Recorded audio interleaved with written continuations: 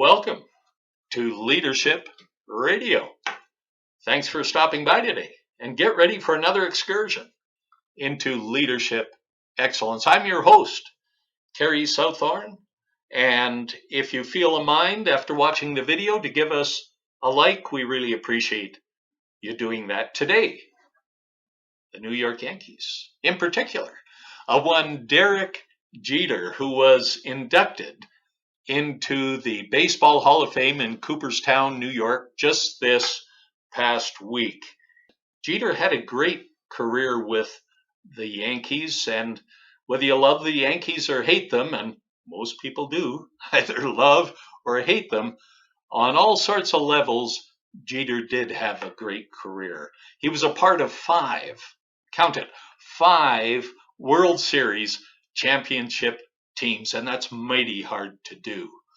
He was also the captain of the squad for 11 seasons. During his initial campaign, he won the Rookie of the Year, and that just begins to list the achievements of Derek Jeter. He gave a great acceptance speech this past week, and I'm not going to go over everything he said, but we are going to include the link below if you want to listen to the whole thing. Towards the end of this video, we're going to listen to the last minute or so of his talk, where he inspires younger players of today to hold high the banner of baseball. And don't we as leaders want to do the same thing with the spirit of leadership as we pass it on to the next generation? So we can take the principles that he outlines in those 60 seconds and apply them to our life as leaders. In his speech, he gave credit where credit was due to those who have influenced his life and his career. He talked about his family. He mentioned the Steinbrenner family, the owners of the Yankees. He also mentioned the managers that he had played for and the players that he played with. But I really liked some things that his mother taught him through the years. And there's 4 points I want to raise today that Jeter had mentioned. First of all, she encouraged him to show up to work.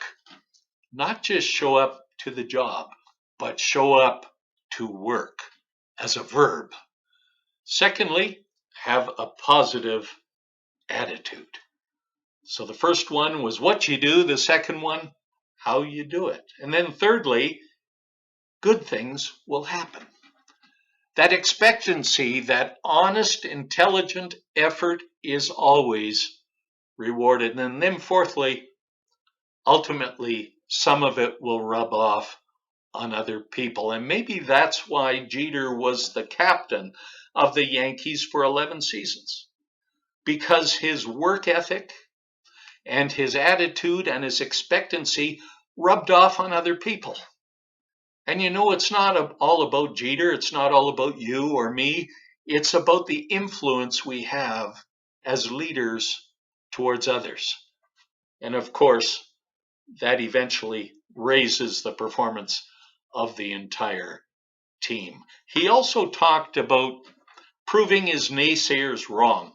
He said it was a motivator for him, that it drove him then and it drives him now.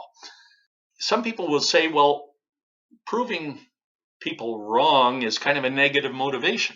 Well, it can really be positive, though, in the results that it creates. I remember years ago, my dad wanted me badly to merge my agency with his. He wanted me to move to his city and us bring our operations together. And in fact, he kind of gave me the feeling that he thought that was my best chance for lasting success. Well, over the next 6 years, I set out to prove my dad wrong, that I could succeed in my own right. And when we eventually came together 6 years later, I did so from a position of strength. And you know, looking back, I kind of think my dad knew that those words would serve to motivate me. One other thing that kind of stood out was the influence of the Steinbrenner family and how they made all of the Yankees feel like they were part of the Steinbrenner family. And isn't that what great leaders do? They make everyone feel like part of the same team, not like political leaders today that are trying to separate people on all sorts of levels and making you feel like you're a second class citizen if you don't go along with everything they want you to do. No, that's not leadership. Leadership is making everyone feel part of the same family. So hats off to the Steinbrenners for that.